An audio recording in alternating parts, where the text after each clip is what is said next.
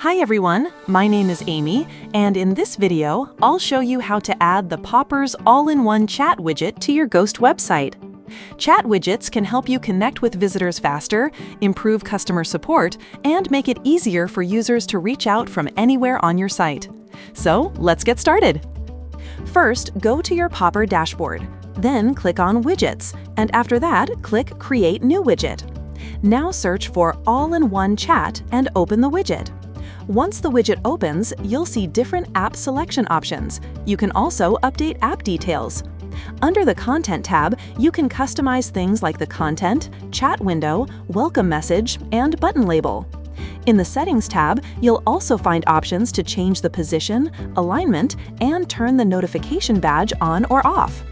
Lastly, under the Style tab, apply different styles and enable/disable animations.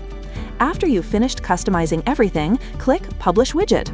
Once it's published, copy the code and go to your Ghost editor. Inside the editor, add HTML block and then paste the installation code in the content. After that, click on Update. Once you open your website and refresh the page, your accessibility widget will appear successfully on your site. That's it for this video. I'll see you in the next one.